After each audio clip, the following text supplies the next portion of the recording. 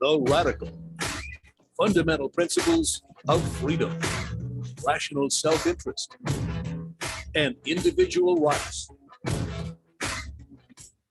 This is the Yaron Brook Show.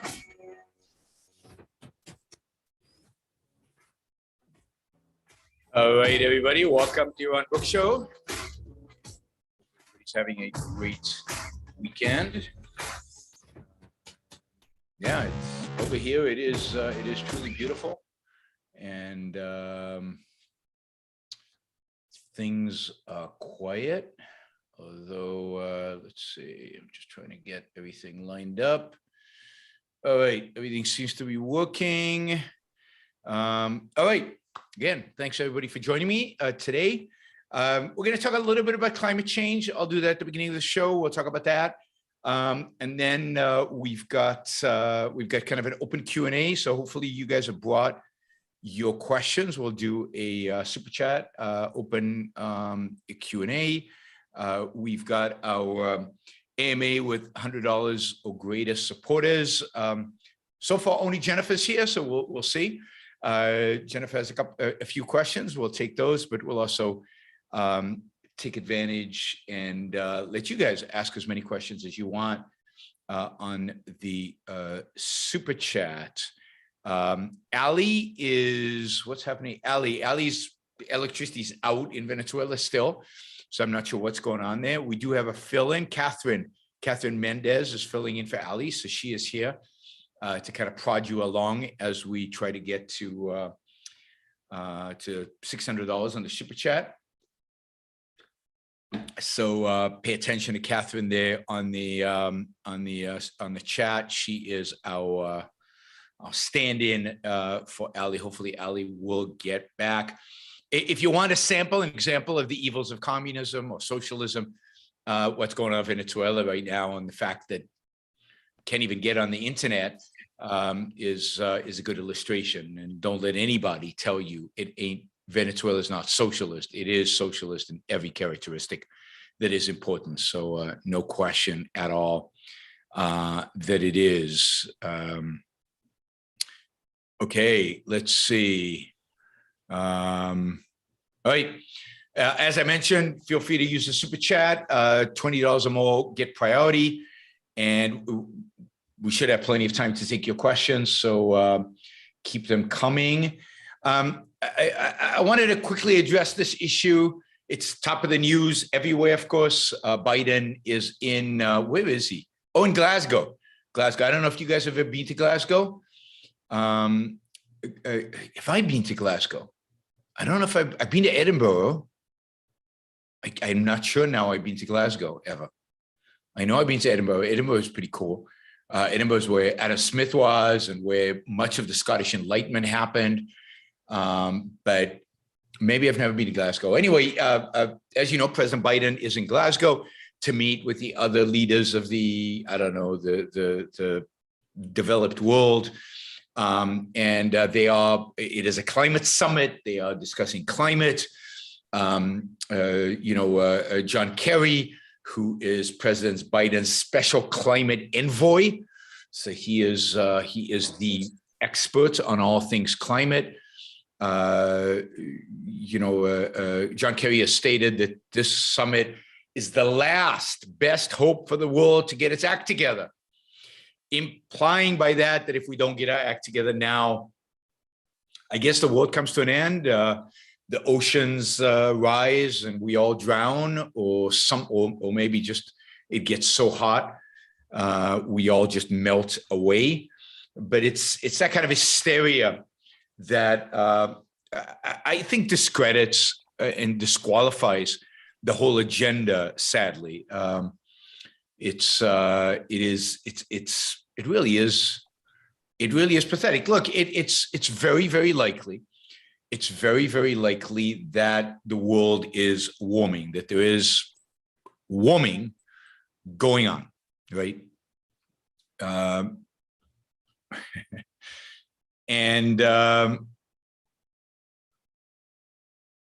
So that's likely, but the idea that the idea that this is catastrophic The idea that this is going to wipe us all out, it's true. Some places could maybe flood. I don't know the science. I'm not an expert in the science of climate change. I don't pretend. I don't completely trust the scientists that are advocating for this. But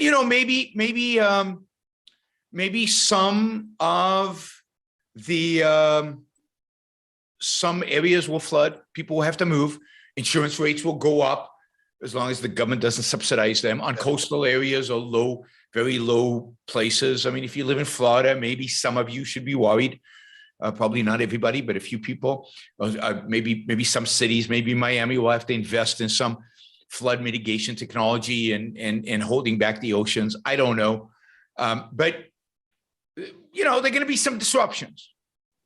But according to the United Nations itself, right, if global economic growth from now until 2010 is just average, just leave it at average, right? Then, the average person today, the average person in the world today will be 450% richer than he is today, right? Just if we do nothing, right? Assuming, which is ridiculous because things are not going to stay static, but assuming economic growth continues at the same pace it's going at, which is not very high. If we do nothing about climate change, that will reduce, according to the United Nations, I have no idea what the real number is. According to the United Nations, that will reduce the amount of growth that an average person in terms of his wealth will see from 450 to 434. So all of this for 16% difference in relative wealth. I mean, that's nutty. And of course, what they're proposing to do will probably reduce economic growth globally dramatically. If we went off of fossil fuels quicker rather than slower, that would dramatically reduce economic growth on a global sense. So, and if we institute policies that were pro-capitalist, 450% strikes me as really super low. Between now and 2100, 2100, if the globe, oh God, let's see if I can run the calculation pretty quickly. If the globe grew at 5%, to the power of how many years are left until 2100? That's, what year are we at? That's 78 years, something like that. Oops. Yeah, that's okay. That's the 450%. That's the average growth. Add 1 or 2 percentage growth to that. I mean, it's hard to imagine. And you know what 450% means? No, it's much more than 450%. There's no way it's only 450%. 450% means 4.5 times, right? Yeah. 3.5 times. Anyway, 100% would be double. 200% would be triple. 400% would be, okay. So it's 5 times. No, if economic growth was significantly, God, why is this so hard? This is math. This should be simple. Jennifer, help me here.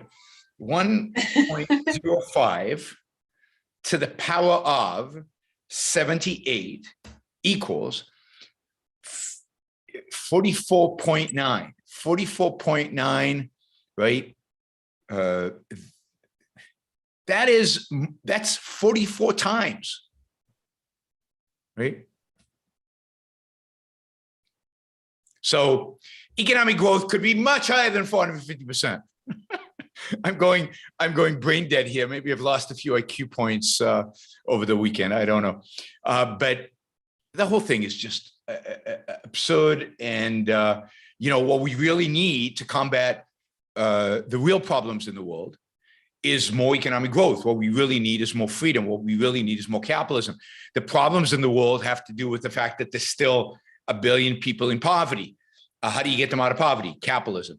Problem in the world is that we just had COVID that, depending on how you count it, maybe killed 5 million people worldwide. how do you solve COVID? Not by reducing climate, but by so-called, by reducing use of carbon fuels. You do that by freeing up medical technologies. Right.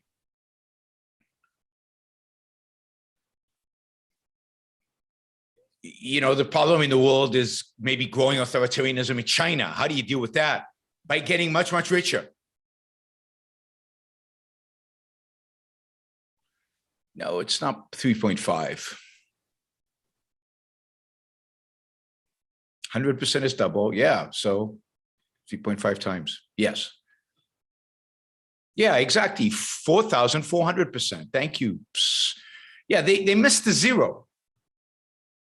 If the world economy grew at 5% a year for the next 78 years, it would grow by 4,400%.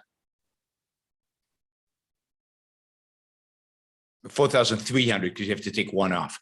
So 4,300%. That's right. Not 450%. Is 5% possible for economic growth globally? Absolutely. That's what capitalism would bring us.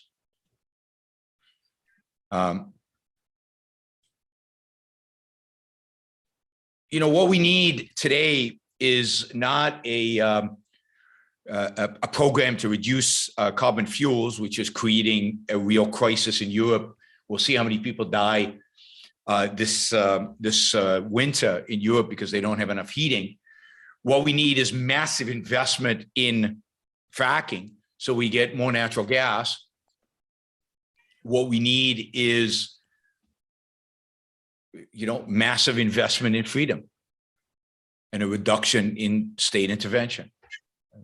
We are safer today from climate than we've ever been. Fewer people die from climate events. There are not more storms. Natural disasters of all kinds killed about 500,000 people a year a century ago. 500,000 people died a year of climate-related, weather-related natural disasters. Not earthquakes, just weather-related natural disasters. 500,000 people. This year, we're on track to have about 6,000 deaths. 6,000, down from 500,000. 5 million people died from COVID. Where should we be investing? It's just so nutty, the hysteria, right? Yeah, I mean, by their own estimates, worst case scenario, sea rises 7 meters. Yeah, 7 meters in Puerto Rico would make, a lot of the beachfront properties would flood. All right, people would have to move away from the beach. They'd have to go to the new beach, which would be a few meters behind the old beach. Why is the whole world apoplectic over the fact that we have to move a little bit away from the beach? So anyway, this is theater. This is hysteria. This is, another millennial cult out there advocating for the end of the world. And, we need to pay attention to it because what they want to do is sacrifice us today for some theoretical threat in the future, for some ridiculous threat in the future. Somebody's mentioned Venice. Theme Master's mentioning Venice. Venice is sinking right now because nobody has invested new technology into the preservation of Venice because of what? Because of environmentalists won't let them. So 100 years from now, they might not be Venice, but that has nothing to do with climate change. It has everything to do with our unwillingness to use technology to save Venice.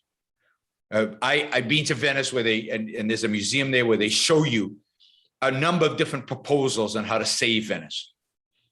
And they're not that expensive, and they're not that complicated, and they're not that difficult. Nobody will do it because of the environmentalists. You can't mess with nature, but the only way human beings survive is by messing with nature. It's by changing nature to fit our means. All right. Jennifer. Can you hear me? Yeah, I can hear you. Yep. In regards to when William Shatner went up in space, do you think that I want to say that William Shatner's been in space for a long time.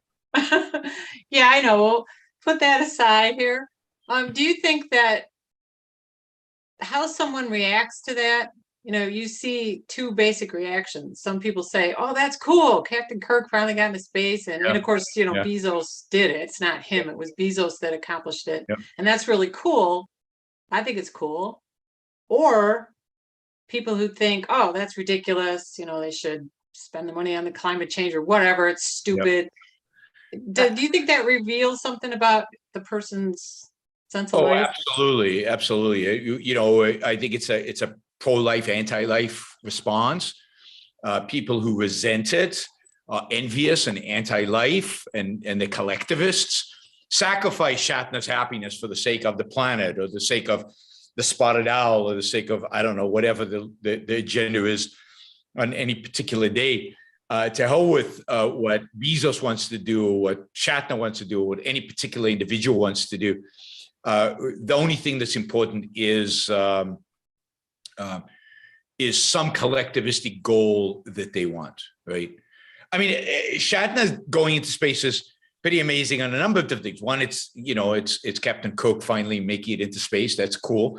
But it's also like Shatner's like 99, or I don't know how old he is. 90. 90. He's 90. He's 90. I want to be able to go into space when I'm 90. I want to be able to walk when I'm 90. He can still stand up. Yeah, I would think it'd be pretty cool if I could stand up at 90. This guy went into space at 90. I mean, that says something about longevity, being able to stay. I mean, I think the guy lost his mind. If you ever hear Shatner, he put out like albums of him, quote, singing way back. I think he lost his mind, back then. Like, the guy was insane and not completely here, when he was young, never mind now.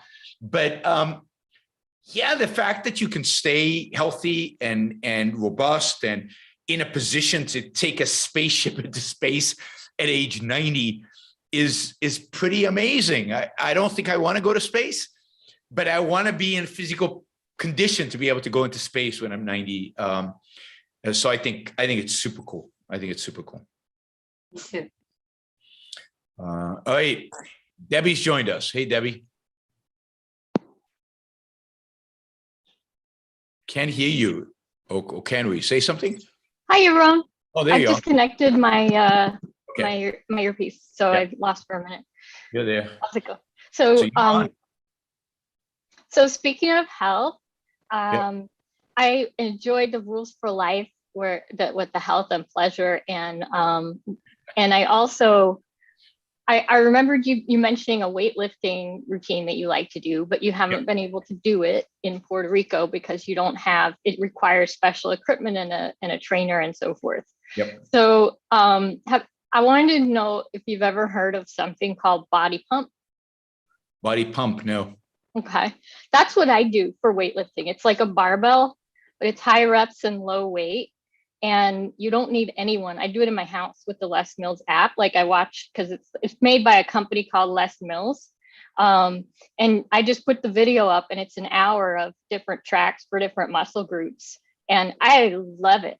And it doesn't require anything but a barbell set and one of those like plastic step things. That's like what acts as a bench. You don't even need a proper weight bench. So I thought I'd mention that in case it is of interest to you, because I just like, life wouldn't be quite as good without weightlifting. And so Get that, but let me just, I don't want to ruin this for you, but let me just give you an argument against that exercise routine. Oh, okay, sure. I think high rep exercises routines are tricky because they tend to create joint problems over time. We're not built to repeat the same motion over and over again many times. So my exercise routine is the exact opposite of that. Mm. It's super low reps. Typically you don't do more than 6, and but super heavy weight and very, very slow. And this is why it requires special equipment, because it's dangerous otherwise. So you're isolating the muscles, and then you're trying not, because the heavy weight, you're trying not to put pressure on your spine or anything like that, and really do the reps very, very slowly at very, very high weights. So that's why I can't find anybody. So I do do relatively low, high repetition, low weights in Pilates. So that's kind of Pilates does that. But not the same though, because it's just your body weight. no, because springs, you use springs in Pilates. Oh, okay. You got the reformer then. Yes, I use a reformer. Okay. So yeah, so you definitely use springs, and I use, for the legs at least, all the springs, and it's still not very heavy weight. It's pretty light, but yes, I like the routine I liked, and the other advantage I liked about the routine that I do is that all you do is like 40 minutes a week. So in terms of the muscle, that's all the muscles need, is to be dramatically stimulated or once a week with this routine, and they do really, really well. Anyway, that's what I was longing for, and that's what I miss. You can do it, and I do it a little bit with what you can do it a little bit with body weight is you can like do a push-up. So instead of doing a regular push-up, what you do is you do them really, really, really slow. So 10 seconds down and 10 seconds up. So that, and the idea is that your muscles are underweight for 2 minutes, somewhere between 1.5 minutes and 2 minutes. And it's really, really hard. I mean, people who can do 40, 50 push-ups have a hard time doing 6 really, really, really slow. So that's what I do. I do very, very, very slow push-ups. But the other muscle groups, I don't get the very, very slow stuff. It's harder to do with body weight alone. Okay. Although you can do it with the squat. You can squat 10 seconds, 10 seconds down, 10 seconds up. Yeah. So that's what I was thinking. You could get a barbell. Like I get like a 71's where I'm at right now with my squats, put like a 71-pound barbell. Just do it really slow. Do the same thing, but really slow. So. Yes. So those, the ways to do it. I'm also, when it comes to working out, I'm really lazy. Oh yeah, I just love it. This is why I like the once a week, 40 minutes, and it's over. Yeah, for me, that's a minus, not a plus, because I like to do a lot, like as much as I possibly can. It's like, oh, damn it, my muscles are sore. I can't do as much as I want to today.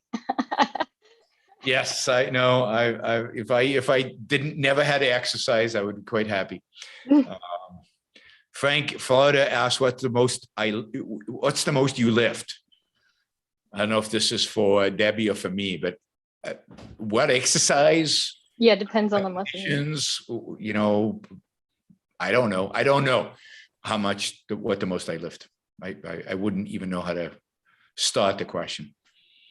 All right, let's take some super chat questions. Let's see, Michael, do you think the reason leftist intellectuals can't allow themselves to take values and absolutes seriously is because taking anything seriously is a fundamental assault on their worldview?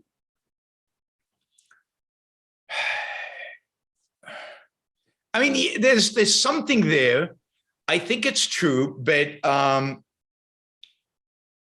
there's a way in which we need to figure out what they mean or what you mean by taking something seriously, right? So I don't know. You know, they obviously take their socialism seriously, you could say. They take their you know, some of them in some realms of their life might take stuff seriously. So I don't know. And I don't know that they don't take values seriously. You know, I'm sure there are leftist intellectuals who love classical music and take that very seriously and pursue it and study it and are very good at it and know it very well, or have certain hobbies that they really like. I think it's dangerous to say leftist intellectuals, they're bad, you know, they're bad, yes, and then they're bad in everything, and there's no values there, and there's nothing. I don't know if you can say that. Now, they don't take absolutes seriously because they hold that absolutes don't exist. And in the reason for that is that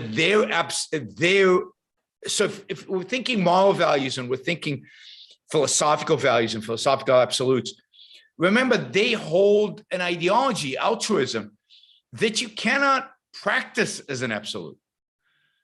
It's a disaster as an absolute. So they've given up on absolutes because they realize that it's not consistent with the rest of their ideas. You cannot be an absolutist when it comes to altruism. If you are, death is what you're really asking for, right? So they abandon absolutes because they realize the things that they care about, like altruism, it's not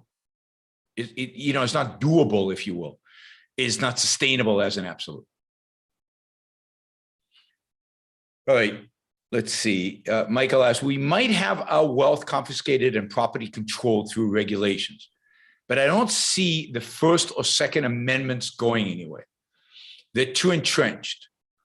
Well, I mean, I don't know. The First Amendment already is only narrowly applied. For example, you don't have First Amendment rights when it comes to business.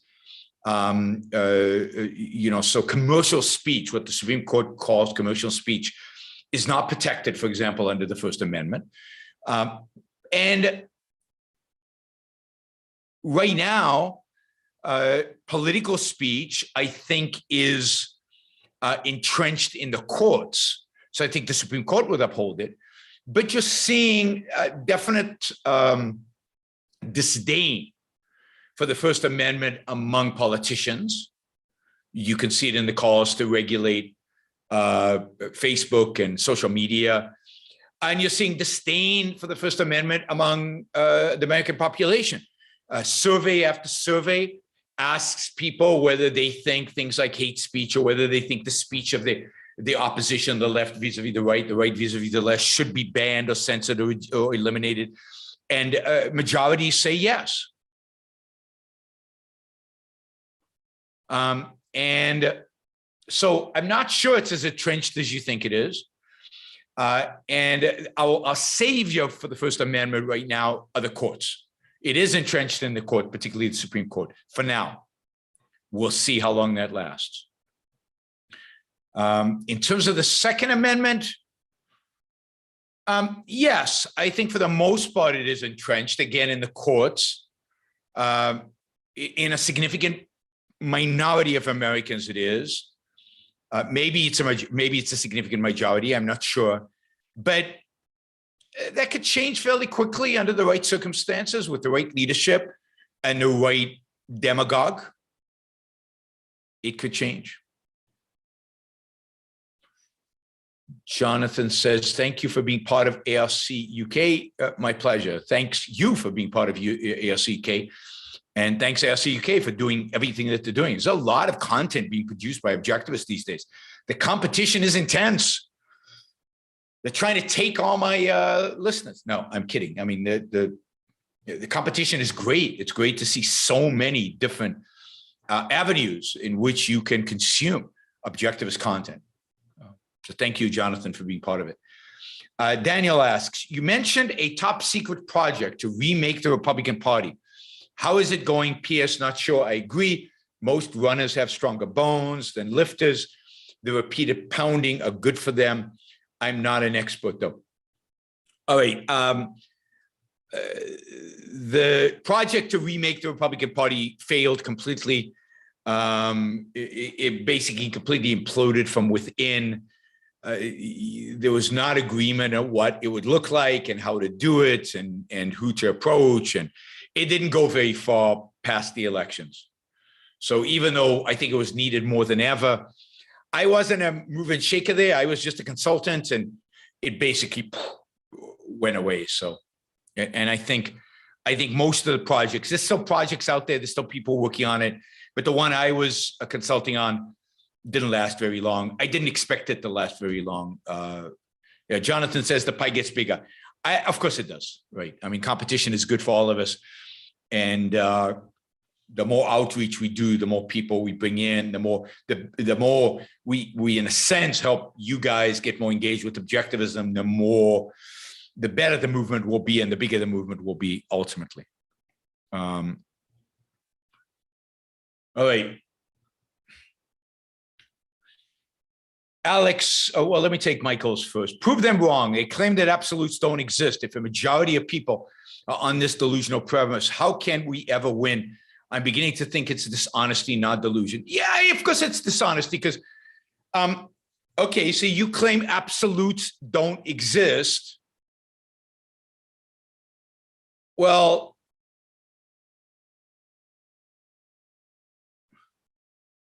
is that an absolute?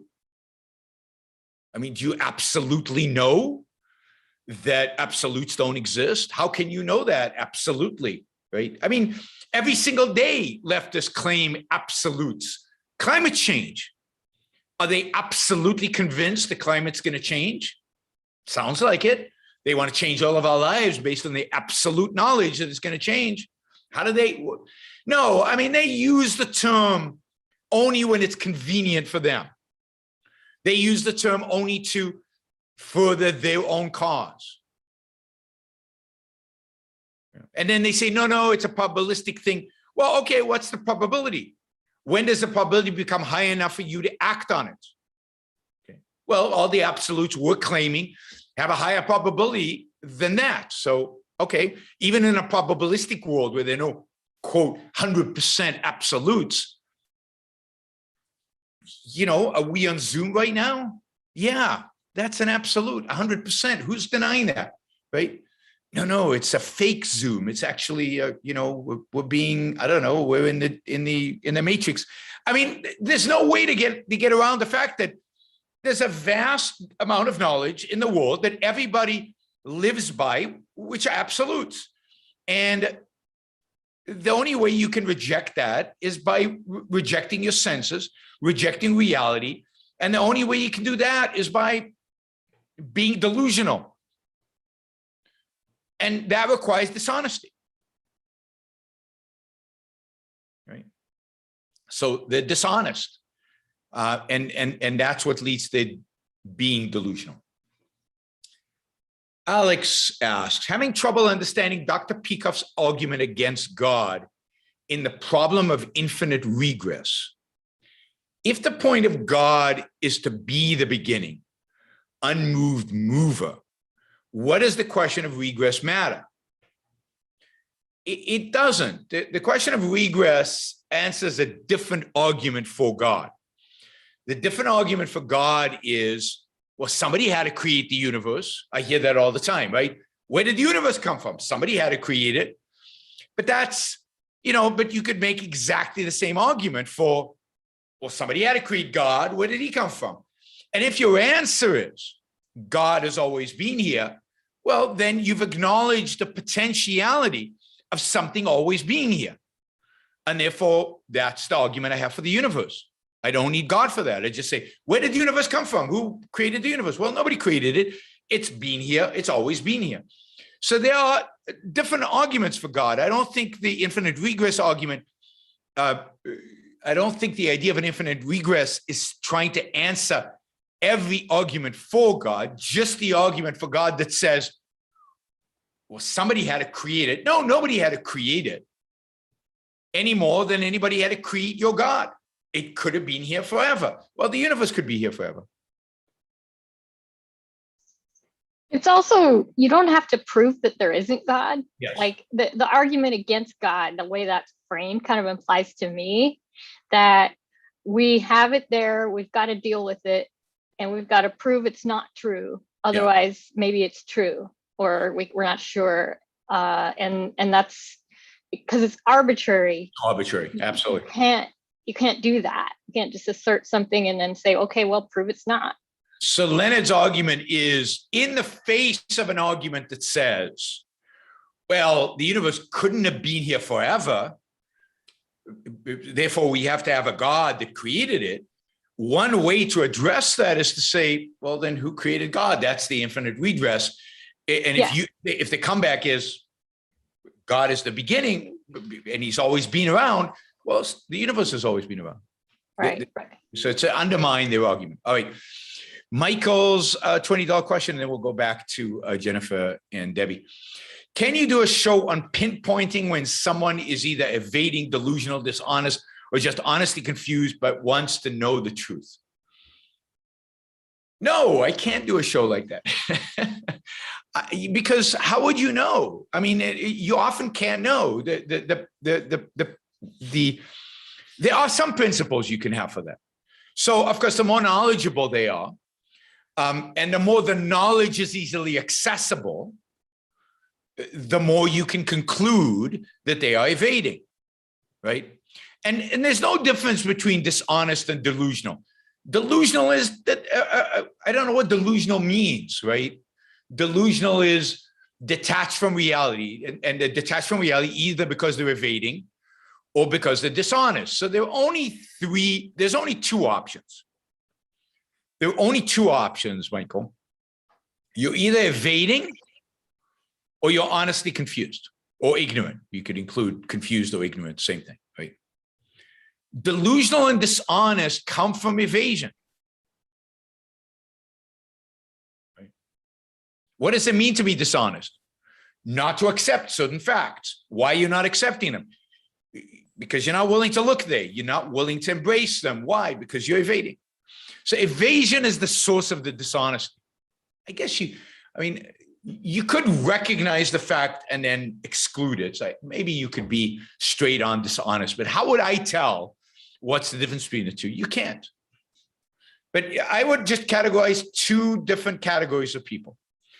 People who are evading and dishonest, and people who are honestly confused, honestly ignorant. And I think it's very difficult to tell. But generally, the more intellectual somebody is, the more the issue is in their field, and the more the truth is out there, the more you know that they're evading and dishonest. So for example, for Richard Wolff, who's an economist, been around for a long time, to say Mao Zedong was not responsible for the death of 40 to 80 million people is dishonest. Because this isn't hard. Books have been written about this. It's pretty commonly acceptable. It takes massive rationalization and evasion to believe otherwise. And he's smart. He's not an idiot. And he's been around and he's knowledgeable. And it's his job to know these kind of things. So he's just immoral and evasive. If some 18-year-old student comes and says, yeah, I don't think Mao is responsible, then you give him the benefit of doubt and say, he's probably just confused. He's just ignorant. If 10 years later, he still thinks it, even after you've given him all the data and information, he's evading and he's a bad person. Lee says he's evading trick-or-treaters. Yeah, I get that. I have no option but to evade trick-or-treaters because I live in a 10th floor in a condo building, and there's no way for them to get up here. They'd need a special code on the elevator to find me. So, they need a pod to get the elevator to come up to my floor. So no way for the trick-or-treaters to come to. I guess there's one other condo on my floor that theoretically they could figure out a way to sneak in, but no trick-or-treaters here. All right. Okay, Jennifer. Do you think it would be a good analogy for anarchy to say that it would be like a football game where there's either no rules at all, or where there was all these referees and each one of them had different rules, and the chaos that would ensue if you tried to play Yeah, like that. different teams paid different referees. Now, an anarchist would say, no, well, the problem with that is it's too easy, right? So an anarchist would say, but look, they want to play football. So they would sit down and negotiate one set of rules, right? But, you know, but the point is that they'd still each have their own referees. So what if the game-winning touchdown is questionable? How would they determine who won, right? If the two referees disagreed, and they're disagreements. And now allow the referees to carry weapons and tell them that at the end of the day, they are the arbiter of all force and the deciding factor. Then, you know, how do you prevent it turning into a bloodbath, right? So there has to be a dispute about a call, because you could set up the rules, you could agree, but then as this is the point, as well as you set up rules, there are conflicts. You know, you could have contracts with partners and a deal and everything, and then there's a disagreement about the contract. Happens every day. And this is why you need an objective arbiter, and an arbiter that has the ability to enforce the law. And that is what the state is. Yeah, but yes, that's a good analogy. If you carry it forward. Cool. William, thanks for the support. What is ZAR? What currency is that? All right, Debbie. Speaking of the referee analogy, that made me think of that brilliant essay from Ayn Rand, The Letter to Boris Spassky. Yeah. Where she makes an analogy between the rules of chess and like the polylogism of the Marxists. And, you know, I thought that was really clever. Yeah, she puts out a little anti-chess there, right? She really does. And not just there, there's a couple other instances where I heard her remark about chess and was really not a big fan of chess. But actually, fun fact about that, she also mentions about Bobby Fischer. You know, yeah, he's not perfect either. He subscribes to this mystic sect, even though he's got this brilliant logical mind. He follows the edicts of a mystic sect. That mystic sect was the Worldwide Church of God. Oh, that's the church I was raised in. Oh wow! Okay. Yeah.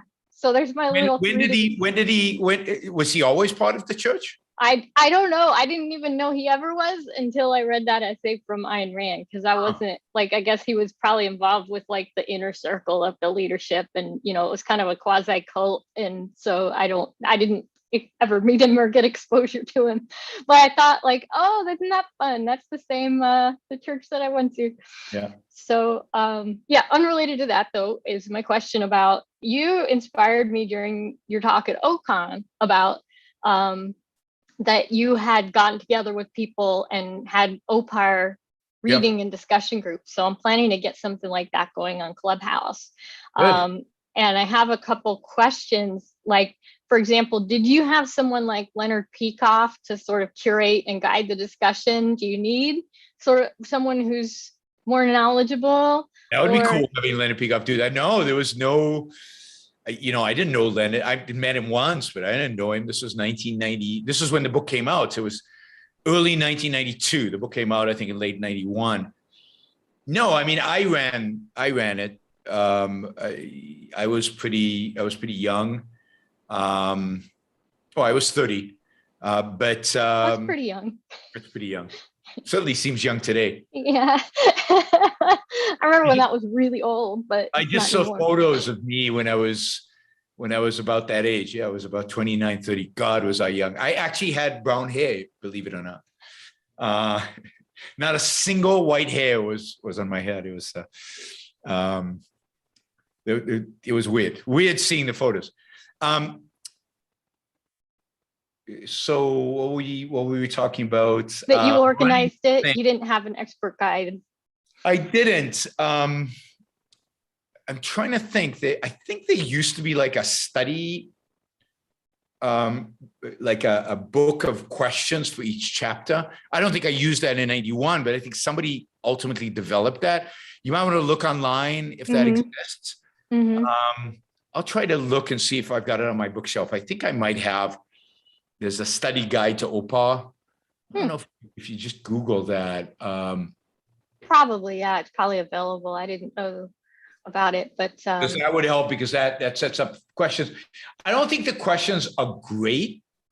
They're pretty what do you call it? They're pretty yeah, it was written by Gary Hall. And it was the questions were a little simplistic. They weren't really deep, but it might be a good beginning. Okay. Depending on the group, depending on how active they are, you might need it, you might not need it, but it might be a good start. For me, questions always come. I don't need questions. I need answers. What I perennially get stuck on is free will, like at the very bottom level of that you can't explain where it comes from, really. That it's like a fundamental type of cause. And that just makes me kind of woozy, and I don't know what to like how to process that, even though in my everyday experience I do experience myself making choices and having free will. And then of course Sam Harris would say that not only is that an illusion, but the illusion of free will is an illusion. And actually I appreciate listening to him talk about free will, because it helps me to kind of parse out, like, you know, really challenge it and develop my own understanding of it. And I'm still not all the way there, but hearing the best possible argument against it, you know, sometimes that's kind of helpful to like be a devil's advocate, guide your thinking. Like, what do I really think free will is? And is that, how does that stand up to these challenges that he's making, which seem to be made in good faith? But that's a bit of a tangent because we were talking about OPAR. Yeah, I know. That's one way. Good arguments about free will. I mean, it has excellent arguments about free will. So I think that's a good starting point. It would be a good session to have that discussion. I'm looking here at, there's a website for OPAR. I'm not sure who created this website, but I'm trying to see if there, it doesn't look like there is, that the study guide is available there. But you might want to check out maybe there's other content here that is, that would be helpful. But yeah, it's always good to have somebody in the group who's maybe a little bit more knowledgeable. Yeah. Who can help. It's interesting that you're using Clubhouse. Not yet, but that's my plan. Yeah, but then you can get people from all over the world. So exactly, you'll definitely you could get people who are much more knowledgeable about it. But that'd be great. That'd be, yeah. Let us know how it goes. Yep, will do. Good. Yeah, and you know what you should probably do is, when you get it launched, let me know and we can announce it on the show. Oh, so that people can join it, and if you have a regular time or however you do it, but we can announce it on the show and so people can participate. Thank you. Yeah, I'll definitely take you up on that, because I think it'll be more fruitful for me if there's more people there, and good for everybody really who cares about objectivism if more people are talking about OPAR and going through it. So absolutely. Yeah. All right, let's see. We got one $20 question. Daniel says, I'm re-listening to your Middle East lectures. It's very good. Bravo. Thank you. You mentioned one author a lot. Do you know his name? Well, I think I mentioned him in the course. What was his name? Any good sources on what an objectivist foreign policy would look like? I don't know. I mean, didn't I mention it in the course? Can't you go back in the course and find it? I can't now recall which author I mentioned. I think I know who it would be. but I can't bring it to memory. This is the problem of not being 30 anymore. I can't bring up names from memory. It's a really interesting phenomena, and it seems to affect names more than anything else. Yeah, so I don't remember, but it's in the course. So if I remember, I'll let you know, Daniel. Any good resources on what an objective foreign policy would look like? Yes, I mean, the many talks that I've given on foreign policy, the many shows I've done on the Yaron Brook show on foreign policy, all of those would be good. Why would Don Watkins know? He's younger than me, but he wasn't involved in the Middle East lectures. Evasion would know. Daniel Pipes, I don't think that's the author he's talking about, because Daniel Pipes has not really written books on the history of the Middle East. I know the author, you know, but the name is on the tip of my tongue. It's not coming forward. But it's in the course. I mentioned the name in the course. Foreign policy. So I would suggest Winning the Unwinnable War. All of my lectures and my writings on foreign policy, and there are many of them. I do a lot of shows on foreign policy here. And then the other person I would encourage you to read. Leonard Peikoff has done some talks on foreign policy. Americans versus America is one. There might have been some others. And then, of course, there is a book by Peter Schwartz on foreign policy. So look for a book. It's probably on Amazon. If not, it's certainly on Ayn Rand bookstore. Peter Schwartz on foreign policy. Go to the Ayn Rand bookstore of the Ayn Rand Institute and search foreign policy, and you'll find all the content that others have produced on foreign policy. Ilan Journo has done a bunch of stuff. I've done. Peter Schwartz has done a bunch of stuff, panels, talks, and some books. Is it Robert Spencer you wrote, the author that you're saying? No, be Robert Spencer. Robert Spencer writes about Islam, and I do quote him. No, he's definitely got a Jewish name, you know, and he's an old guy. He might have died recently. He's an older scholar, very much kind of a scholar from way back. And I read a lot of his work after 9/11, a lot of his books after 9/11. It will come to me. Maybe somebody here would remember who he is. Yeah, drives me crazy. I used to, and I'm not sure if I have his books anymore because no, it's not Hyman Roth. I cleaned out so many of my books when I left California. I still shipped 70 boxes of books, but that was after probably 2/3 of my books were donated. Okay, Jennifer, I don't know if you have a third question. How come when regards to cronyism, they always blame the government, or no, they always blame the business for taking the cronyism, but they never blame the government for offering it. They didn't offer it, that it wouldn't happen in the first place. But well, it's more than offer. It's the threat the government imposes, right? The fact that the government has power and the fact that the government is always a threat against businessmen. It's because they hate businessmen, right? I mean, and this is true of the libertarians. It's true of the conservatives. Deep down, they're suspicious of businessmen. They don't like the profit motive. They might understand it intellectually. They might understand its role in the incentives it provides. They might understand the role that it provides that it's involved in producing values and all of that, but they don't trust it and they don't like it. And they don't like businessmen because they're selfish bastards. And therefore, oh, thank you. Christopher has it. All right, I'll get to it in a second. So that's the cause, right? It really is this fundamental distrust of self-interest, and particularly as it manifests in business. They don't like, intellectuals generally don't like businessmen because businessmen are richer than they are. And they've done stuff with their life, and intellectuals are like, they don't make a lot of money, most of them, and they think they're the smartest people in the world, and they're not. By the way, I highly recommend this book. I think I mentioned it the other day, The Code Breaker.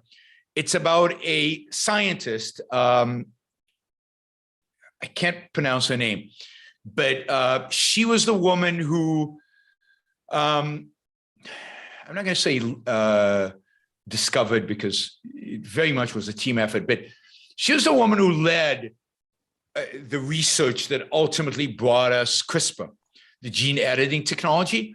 She's amazing. Jennifer Doudna. Doudna, that's the name I couldn't pronounce. Anyway, Doudna, you know, the book is terrific. She sounds like she's just an amazing woman, and just a lover of science. And you get from the book, you get this love of science, but then later, like in her midlife crises, that she now wants to apply the science. And a lot of that is how she started companies, and you know, she now is part of a bunch of biotech companies out there, and really applying the CRISPR technologies to all kinds of things and building tools for CRISPR. So I highly recommend it. It's by the same guy who wrote the book on Steve Jobs. And of course, the other book I've highly recommended by him is the one on Leonardo da Vinci. That one was one of the best books, one of the best biographies I've ever read, partially because Leonardo da Vinci is like such a larger than life character. He's so amazing. So I'd recommend both of those books. The one on Doudna called The Code Breaker.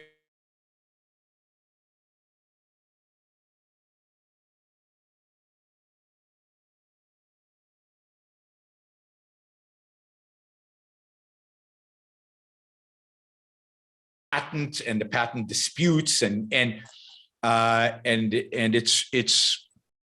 really, really good. I learned a lot. I still don't understand CRISPR. Let's be clear. I still don't get it. I need pictures. I need somebody to draw this for me. But it's you know, in terms of telling the story and how it worked, and giving you a sense of how the science works, it's a pretty amazing book, so I recommend it. All right.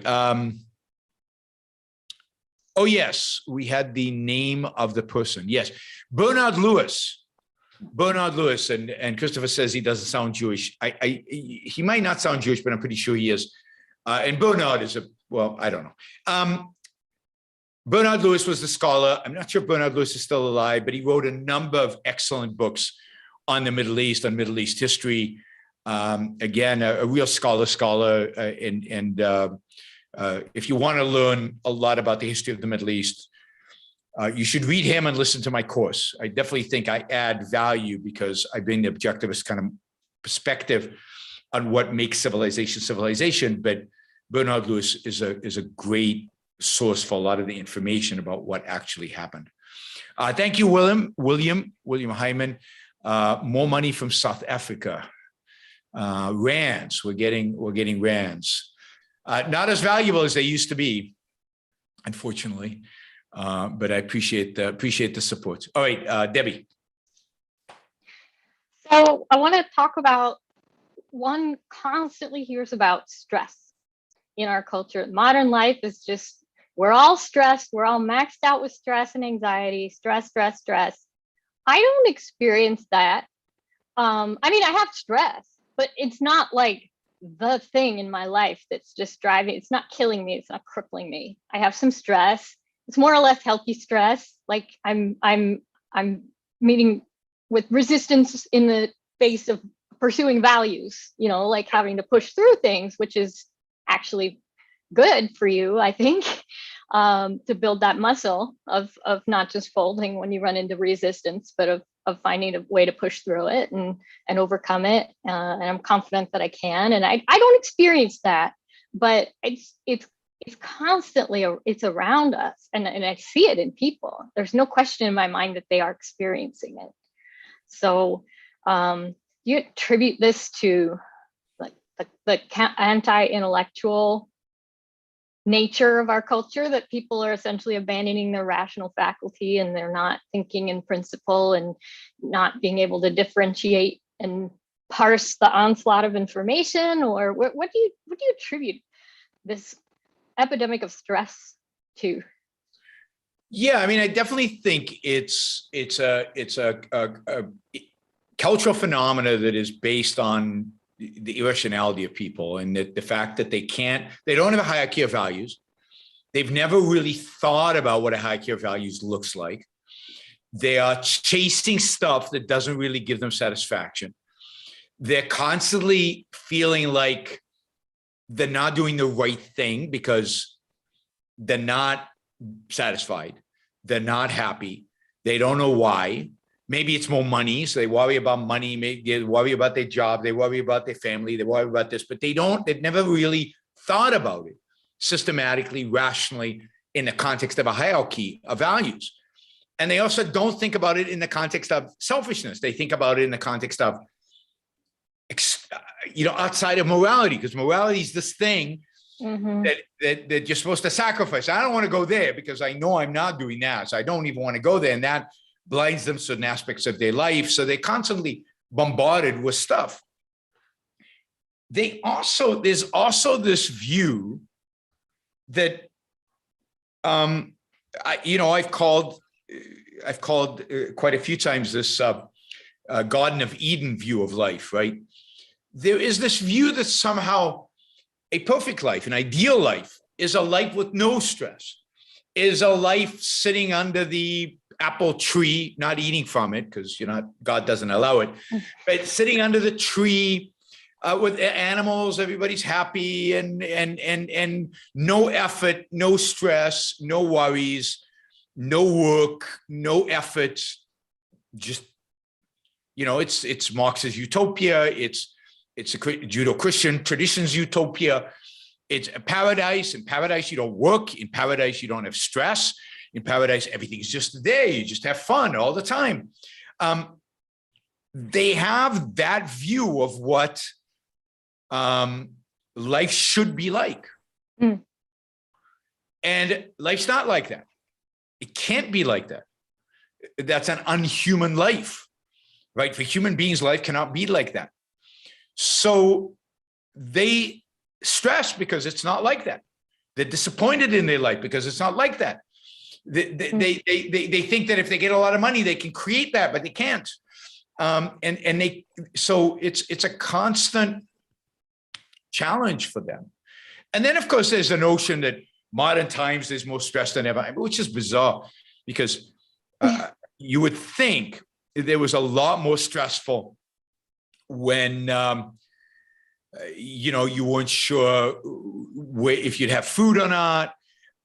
You think it would be more stressful when you weren't sure if at childbirth you were going to die or not die, or whether your children would live to be age 10 or not, or whether the harvest would come in, or whether it would rain. That was life before the Industrial Revolution was a lot more stressful than it is today.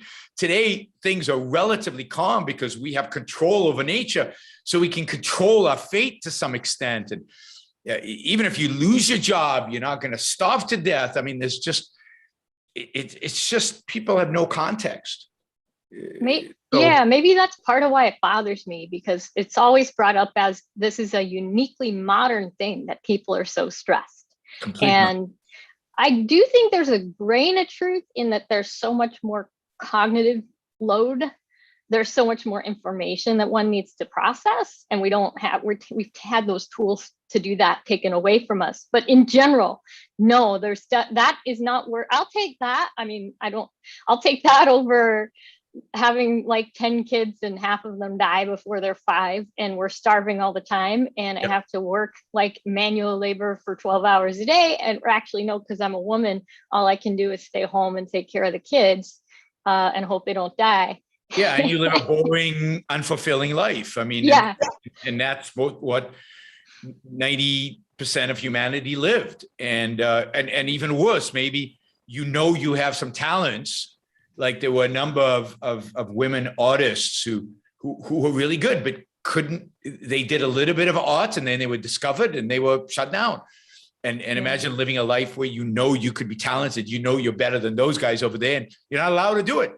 So no, we live in many respects, we live in the best of times, or among the best of times. Certainly if you're a woman or a minority or or gay or something like that, you're definitely living in the best of times. But you do bring up a good point. That is, the information overload is definitely an issue. Yeah.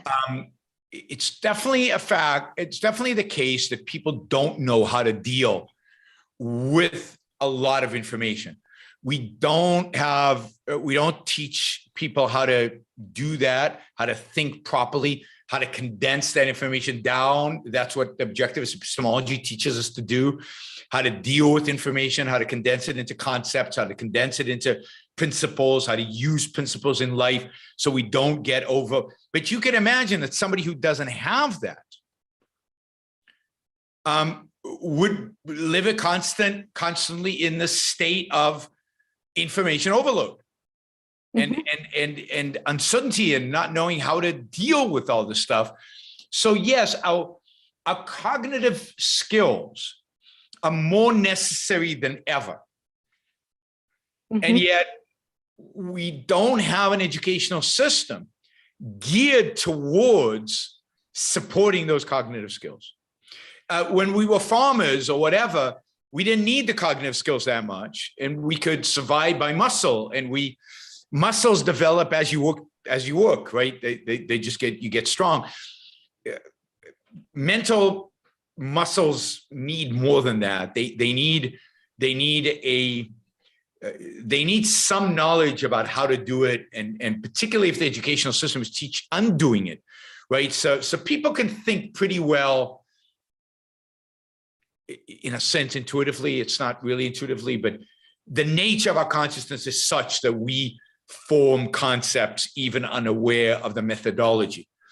But then when the methodology steps in and our educators step in and teach us bad epistemology, bad stuff, how not to think in principle, you shouldn't think in principle. What was it? You can't think of absolutes. There are no absolutes. So, concepts are subjective, they're not objective. Then they undo our mental capacities, and then you get more anxiety because you just don't know how to cope. And that's the fault of our educational system. It's just, there's so many times, so many things where it's like there's some malady out there. And if only people had access to objectivism and understood what it had to offer, that they could benefit so much from it. And I mean, it doesn't, like, I'm not perfect. I still get stressed and things like that, but it, to a very large extent, it inoculates me against a lot of those things. And it's just, it drives me crazy that so many people are focused on politics, objectivism as applies to politics, and just, it's all about the politics. And when there's so much value in the broader philosophy and the epistemology, and that could benefits me so much, and could benefit other people so much. Yeah, and I think we should be clear. Stress is not a bad thing. Stress is something that tells you there's a lot going on. You're worried about something. Figure it out. It's a body indicating to you, the subconscious indicating to you that you've got some work to do. But it's not in and of itself bad. No. Yeah, and I think even that, just knowing that when you get stressed, you're not going to go to some meta level stress of, I'm stressed because I'm stressed. Because I don't think I'm supposed to be stressed. Yes, exactly. All right, Richard, thank you. Really appreciate the support. Yeah, I hope to see you at Xavier. That'll be great if you can come. I think you have to register in advance. So check that out. There was some, I just saw that today. There's something you have to do in order to get to come to the talk at Xavier University. All right, just a reminder to everybody, I'll be seeing Jennifer in Michigan on Tuesday. You guys can come as well if you're in the area. We'll be in Midland, Michigan, or close to Midland. It's what's the name of the university, Jennifer? I keep forgetting. Northwood University. The talk is at 7 p.m. And then I'll be at Michigan State in East Lansing for a lunchtime talk for the Federalist Society on Wednesday. On Monday, I'll be at Cornell, and on Thursday, I'll be at Xavier. All right. All right, Catherine, reminds us that we're $247 short of the goal. So, you know, you don't want Catherine on her first day as cheering you on not to achieve her goal. That would not be good. So, you know, let's see some $20, $50 questions and we can make it to the goal. Okay, Daniel asks, when is the balcony show? I like some motivation to get rich now and then.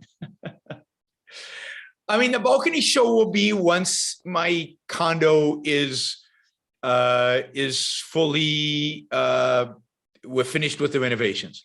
And at that point, I will try to do a show while showing you around the condo. We'll see how we can do that. We'll have to connect the camera to my laptop and walk around the condo and you'll see it. But it's going to be a few months still, because I want the pictures to be up on the wall as well. I want you to get the full effect. I don't want you to get it right now. It's still a mess. So we can do it on the balcony right now, and the views, you'd see the views. But I want you to get the full effect of what a beautiful home could look like with the right amount of thought, the right amount of focus on making it beautiful, and the right amount of money, right? So yes, it will be a motivation to get rich, relatively rich. You know, I don't consider myself rich, but relatively. This is a very expensive condo. You know, I've mortgaged my children's future for this. So, but what the hell? You only live once, right? And you know. After your kids are out, you don't owe them anything. You know, I've funded their education. I've funded their life. I don't owe them an inheritance. So it's all in the house. Of course, since I bought this house, by some measures, I've almost doubled my income doubled the value of the home in less than a year. You know, I'm not selling, so it's meaningless. But Puerto Rican real estate prices have gone like that since I bought. So they were going up before and then they just spiraled. And the more Joe Biden talks about, this is where I'm conflicted, right? This might be why I was you know, I was never pro-Biden. So the more Joe Biden talks about raising capital gains taxes or raising personal taxes on the wealthy, the better the higher the real estate values go in Puerto Rico, because the more people move here to escape, the more billionaires come here, and billionaires, you know what, my condo is nothing for them to spend that kind of money. It's so they can afford to pay me double or triple or whatever than what I paid. So, but I'm not selling because where would I go? The only place on planet Earth where I can escape confiscatory taxes. All right, Noel, thank you for the support. Really, really appreciate that. Applejack, thank you. Go Catherine, he says. Theme asked, I have to open a database for that. Oh, all right. So I'll open the database in a second for that. He's asking for my top 5 Westerns. All right, I've got a top 5 Westerns somewhere. I have to find the database. All right, one second. Scott, thank you, Scott. That's very generous. Just finished your latest Rules for Life. Great show. Thank you. Could you talk about how living by principles contrasts with pragmatism? Thank you for all you do. Yes, I mean, that's a great question. And I realized when I finished the show that there were some issues that I didn't really cover. And this is really one of them. In a sense, what does it mean to live by principles, right? How does that affect your day-to-day life? What does that mean in terms of living? And given that it's Yaron's Rules for Life, I should have covered that. It makes life relatively easy. It makes tough decisions easier. You don't negotiate with evil. So you don't negotiate with evil. So you don't. You just say, no, I'm not negotiating. You don't deal with bad people. Once you discover somebody's bad, you don't deal with them anymore. And you don't have to worry about them, think about them. You don't have to think about it anymore. You just don't do it.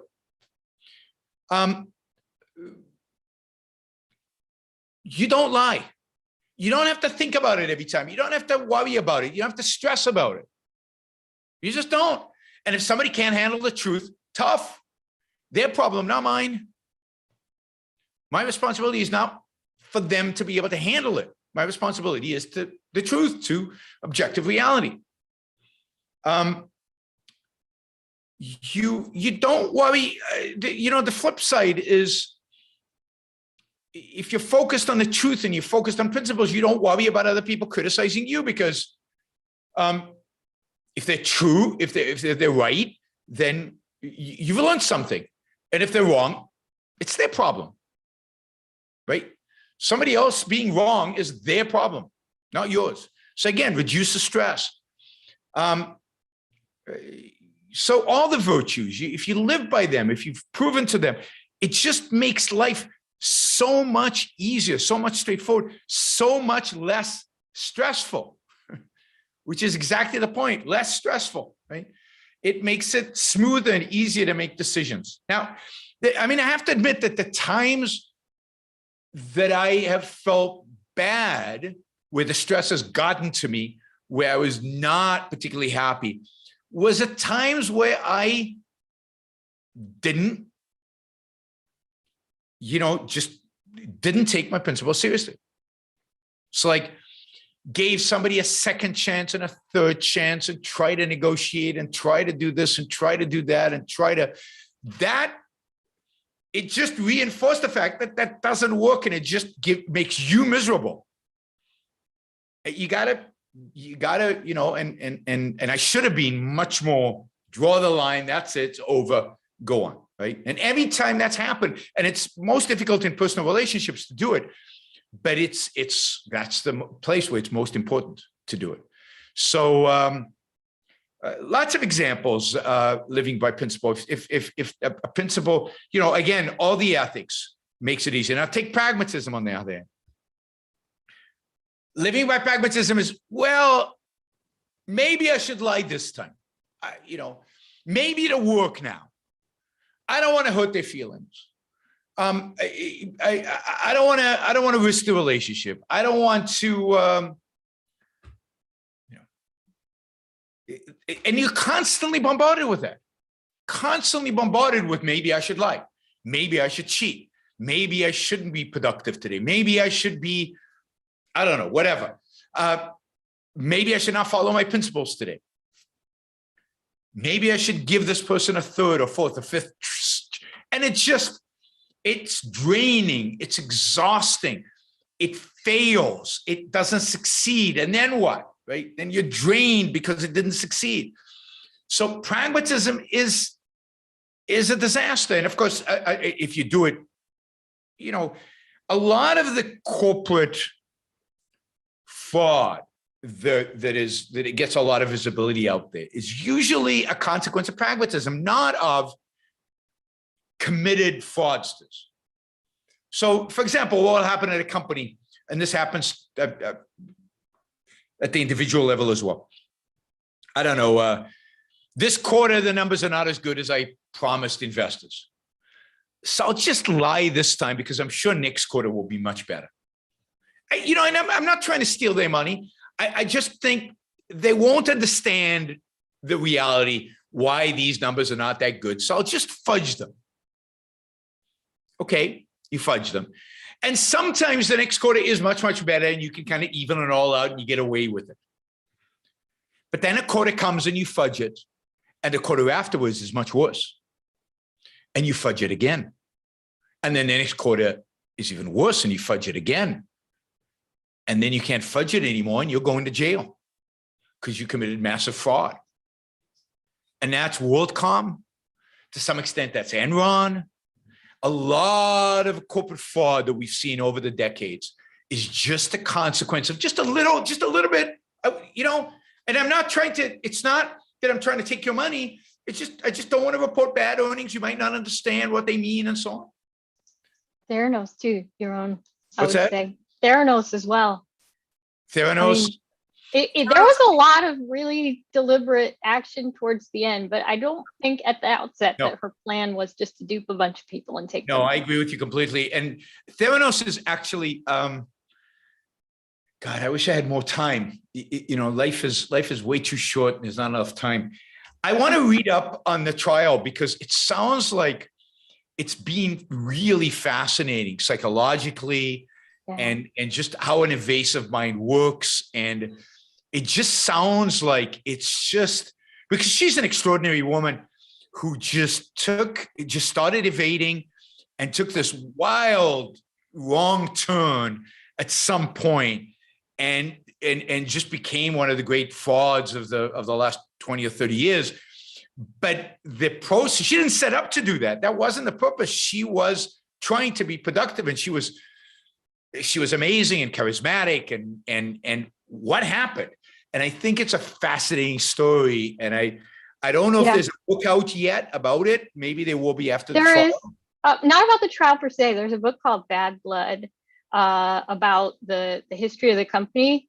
And I have a lot of direct one-on-one interactions with Elizabeth when I was working there, and I agree. Okay. There was a lot of, I mean, if you want to sometime pick my brain about that, I can definitely concur that it is very fascinating from a psychological standpoint, and certain things that I've seen her say and do that I was just, wow. I mean, like blown away by the Evasion. Yeah.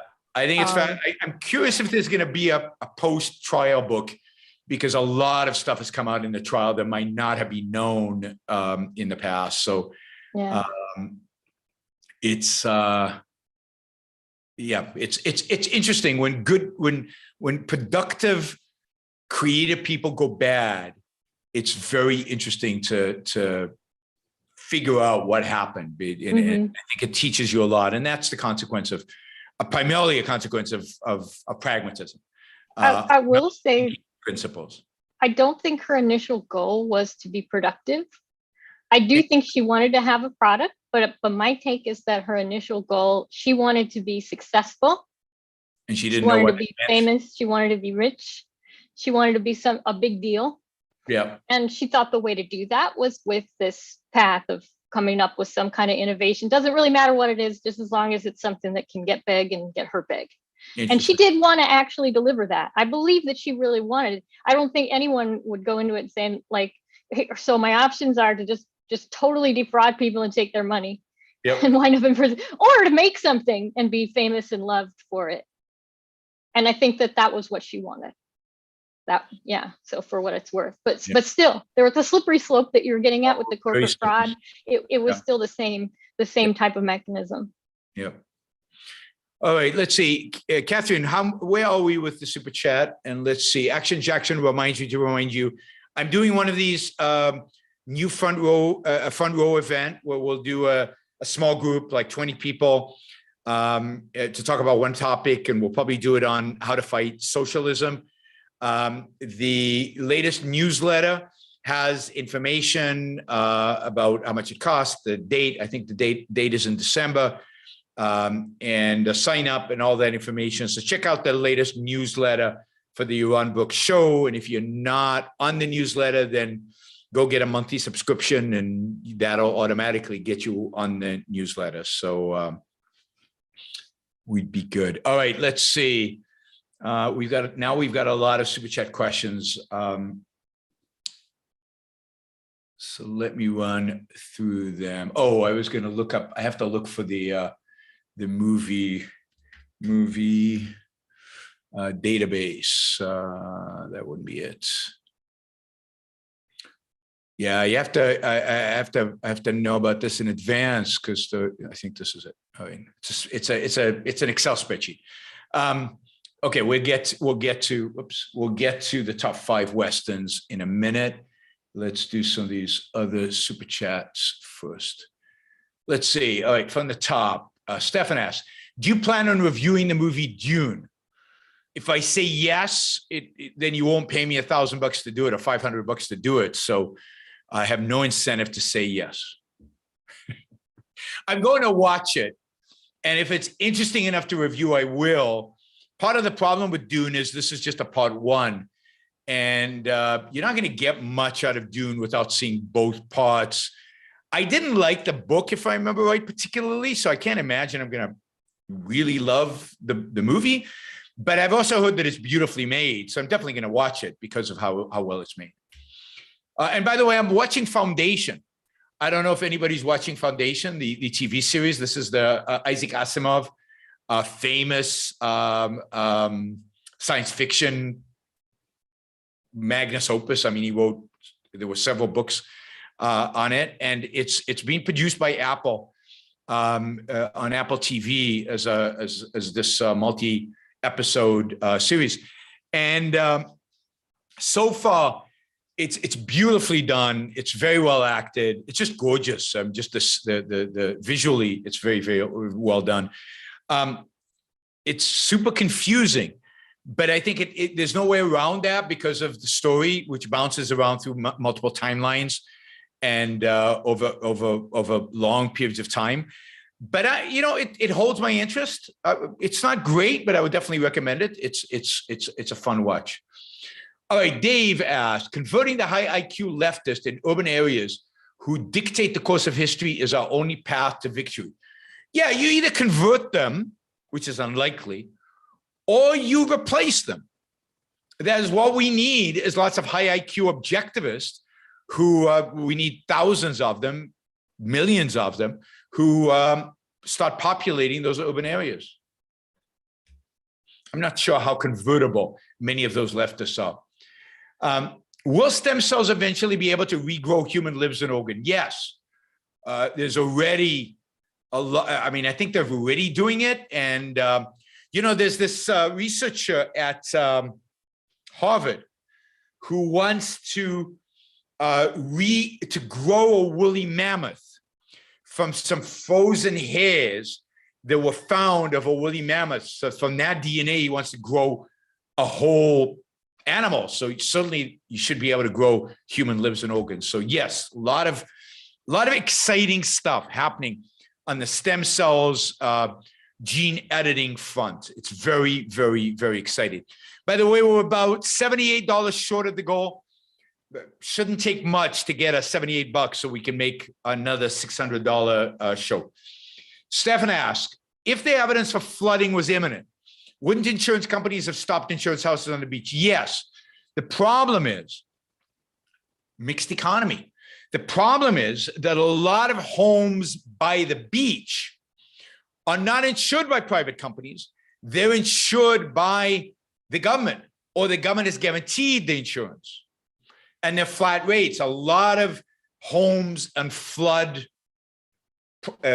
zones is insured by the state, not insured by private. But generally, if flooding was imminent, insurance generally would have increased dramatically, because so much would change, and businesses would be affected. That would affect business insurance, and we haven't seen the kind of insurance increases that you would expect if flooding was imminent.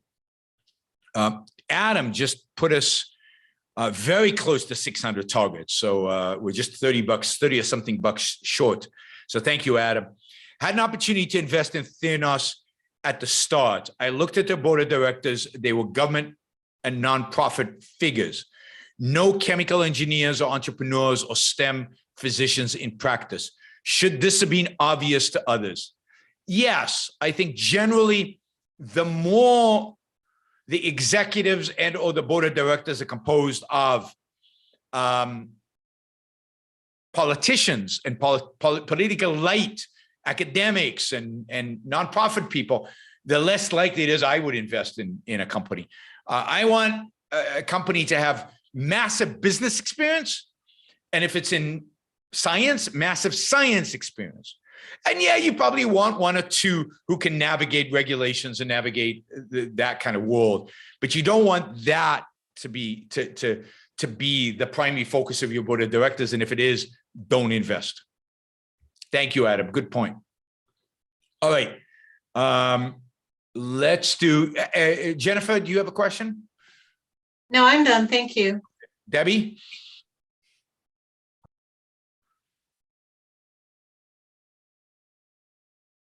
Otherwise, I'm going to run through a few of these and call it a day.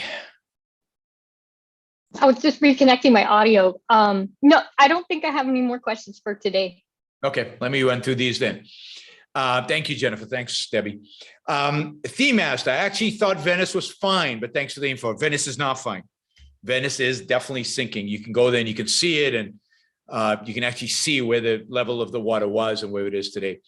Florida Henry asks, I started the 3X band system a month ago and recommend it so far. X3 band system. All right. I've done bands. I like bands. They're cool, but it requires too much work for me. I need something that doesn't require me to exercise, particularly to grow muscles every day. It's too much work. Alex asked, do you celebrate Halloween? Do you dress in costumes? Do you dislike dressing in costume in general? I do not. I do not like dressing in costume. I've never liked it. I don't know. I just don't like it. I like when kids do it. I think kids are cute. I think it's kind of fun. I don't like Halloween though. Halloween is like, what's the point? It's like scary, celebrating the irrational, celebrating monsters and witches. And, I don't like horror movies. I don't like Halloween movies. I don't like what it does to TV. Suddenly everything on TV is horror. And I don't like the idea of trick or treat. It's like, it's like a threat. You either give me your candy or I'm going to do something horrible to you. And we embolden kids to go around everybody and threaten them. I don't like that. So there's something about it that I don't like. I like the fun of the kids getting dressed up and these cute little kids coming around and asking for the candy. I think that, I love kids. So that is super cute and super, super fun. But Halloween qua holiday is not a good holiday. I don't like what it represents and the trick or treat aspect of it.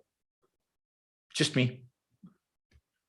We had a dressing up holiday in Israel, which was Purim, which is a great holiday. First of all, it's fun, it's celebratory. There's no trick or treating. It's just you're supposed to drink a lot. I think it's you're commanded to get drunk or something. But the ultra Orthodox all get drunk. But you're supposed to have fun with it, and it's to celebrate. It's based on a great story, which is the celebration of how this really, really smart Jew outwitted the evil people in ancient Persia who wanted to kill all the Jews. And he managed to, and you celebrate the hanging of the evil guy and how the Jews were all saved. And Jews have all these holidays celebrating freedom, or their conception of freedom, right? And their conception of kind of a liberty. This Purim, Passover is a celebration of freed of slavery from Egypt. Hanukkah is celebration of the victory of the Jews over the Greeks. Now, granted, I'm always pro the Greeks, so to me it's not a happy holiday. But imagine if the Greeks would have won, there'd be no Jews today, and they wouldn't have been a Holocaust, and who knows what would have happened. But I'm pro Greek civilization. But they have these holidays that are all about doing something that relates to overcoming some obstacle and overcoming some political obstacle and achieving some kind of freedom, at least within the perspective of this particular tribe. I mean, think about Christian holidays. We celebrate the crucifixion. How do you celebrate a crucifixion? You celebrate a resurrection. No, that's like, it's all mystical. Right? Jewish holidays are fundamental. Yeah, they all have miracles associated with them, but the fundamental thing you're celebrating is the good part of it. I don't remember what Shavuot and Sukkot are about, but they're mainly about the harvest and things like that, and like they're more pagan in that sense. What is with like Easter? Like, what are you celebrating at Easter? And why are there bunnies involved? it's just, it's just Christian holidays are very confusing to, somebody like me, right? An atheist Jew, you just don't get the Christian holidays, right? Because it's a mixture of Christian mysticism with no originality. So they stole all the interesting stuff from the pagans. So you're celebrating a crucifixion, but there are bunnies running around. And, you're celebrating, the birth of, no, that's the birth of Jesus. I can't remember which is when. Oh, no, Christmas is the birth of Jesus. You celebrate the birth of Jesus and there's a tree involved. And presents presents I get with the birth of Jesus, but a tree involved. Why is there a tree involved? Why are they lights? So it's Christianity is a very confusing and unoriginal and far more mystical religion than Judaism is. All right, that was a long answer to a very simple question. All right, Bree asked, I just made the first test part of my new labor reducing process. I don't know what this means. I am the only one. The labor shortage will produce increased productivity. Will get reasonable growth despite the government.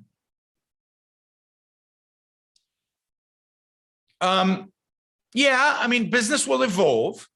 Business will adjust to the labor shortage and create ways to increase productivity.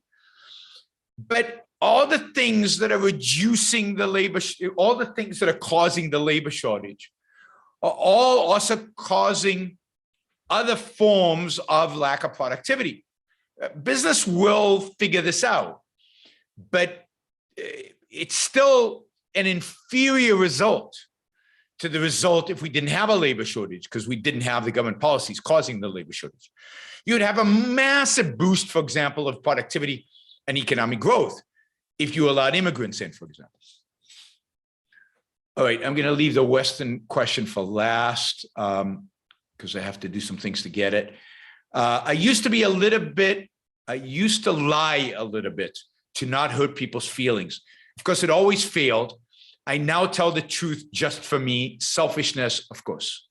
Absolutely, it's good for you, and ultimately it's good for the people around you. Stefan says, on Curb Your Enthusiasm, Larry David seems to be torn between selfishness and altruism surrounding him, which he succumbs to. What do you think? Yeah. One of the things Larry David does on Curb Your Enthusiasm, which is so refreshing and funny, is he points out the absurd hypocrisy of altruism. Many of the shows are about the stupidity of lying, or the stupidity of altruism, or the stupidity of our current kind of moral system, the stupidity of the habits that we get into, the traditions that we have, the norms that we possess, right? And almost every episode takes some norm, many of them moral norms, and makes fun of them. Now, he doesn't have an alternative because Larry is a jerk, right? So it's not like Larry is the symbol of rational long-term self-interest. But he at least is making fun of and ridiculing the pathetic nature of what we have. All right, Catherine is she's resorting to begging now. She's looking for $33 so we can make the goal. Come on, somebody ask a couple of $20 questions and we're done, right? All right, Frank. There's a guy on the chat here who loves communism because it helps the homeless and people have food and healthcare. Is he right? No, he's not right. Communism makes everybody homeless, and it makes everybody have bad food.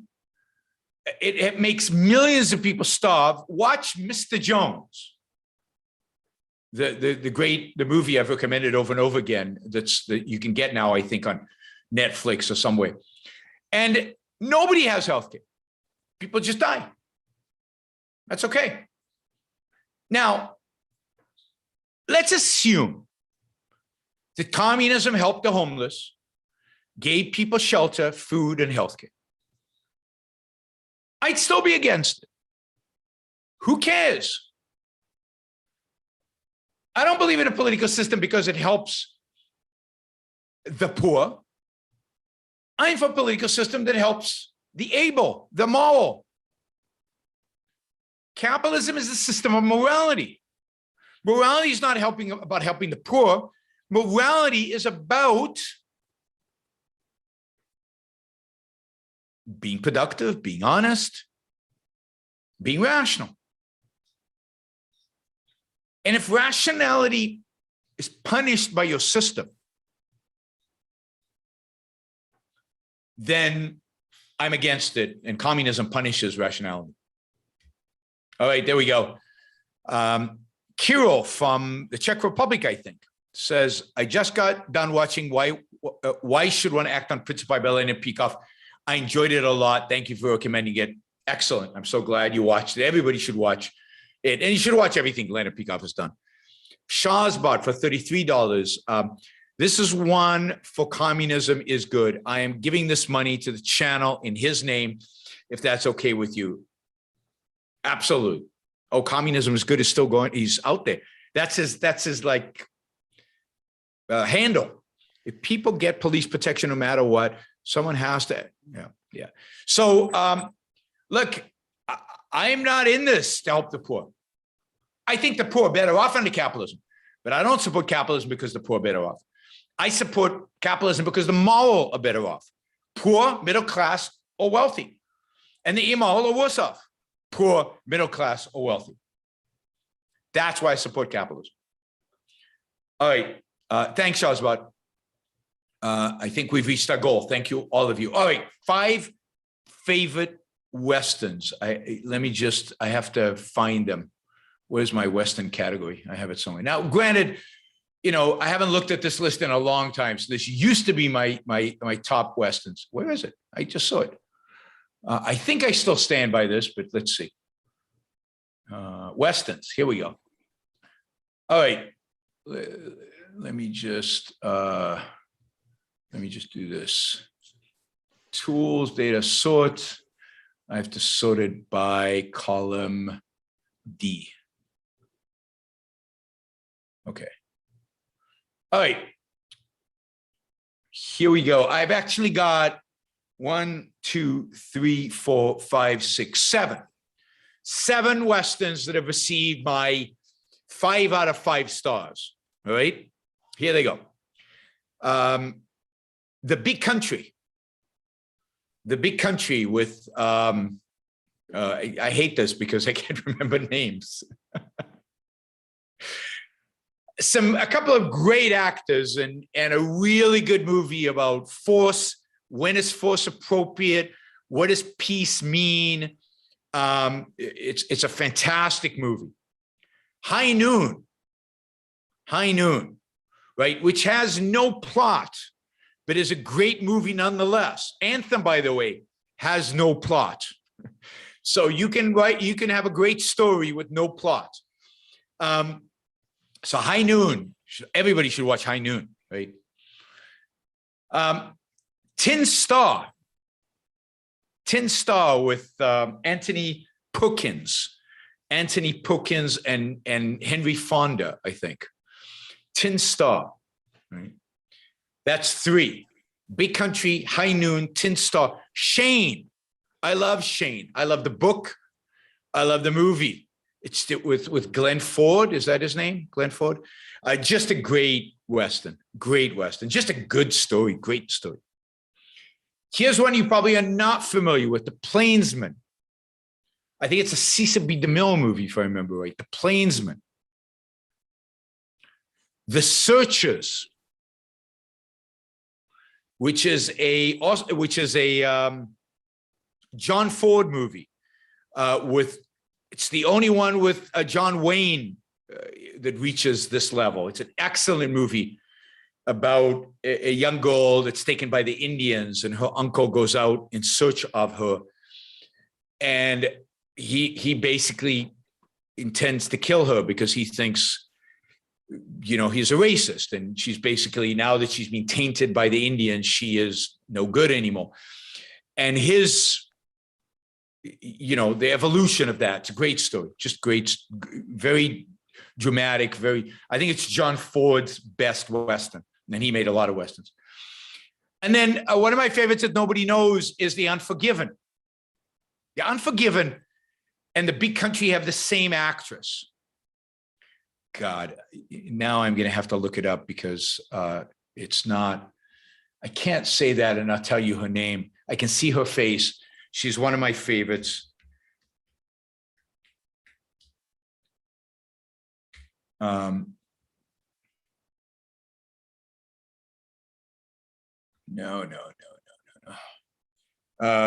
Big Country. No, it's not a rock band or something like that. Give me a break. It's a movie. What comes up? Okay, I have to put movie. What comes up is a rock band. Shows you the priority people have. Rock over great movies. All right, this is embarrassing. Oh no, it's not the same actress. Sorry. Oh wait, Big Country is Gene Simmons, who's fantastic in it, and Gregory Peck. Gene Simmons and Gregory Peck, right? Unforgiven is with Burt Lancaster. Make sure it's the Burt Lancaster one, not the Clint Eastwood one. The Burt Lancaster one is the great one, right? And it was, wow, how do you